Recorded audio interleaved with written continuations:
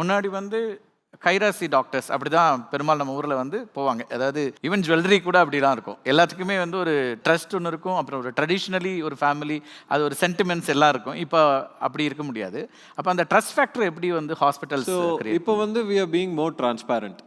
So முன்னாடி வந்து பார்த்தீங்கன்னா ப்ராப்ளி என்னோட கிராண்ட் ஃபாதர் ஜென்ரேஷனில் உனக்கு இந்த பிரச்சனை இருக்குது, இது பண்ண போகிறேன், அவ்வளோதான். அதுக்கு மேலே எதுவுமே வந்து இருக்காது. இப்போ வர ஆஸ் அ சர்ஜன் நானே ஒரு சர்ஜரி ஒரு பேஷண்ட்டுக்கு நான் சொல்லணும் அப்படின்னா மினிமம் ஒரு ½ hour to 45 minutes I spend with the patient.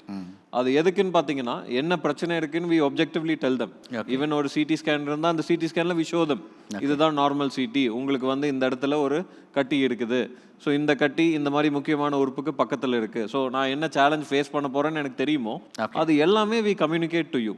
Right. So we feel that அந்த transparency will give you more trust.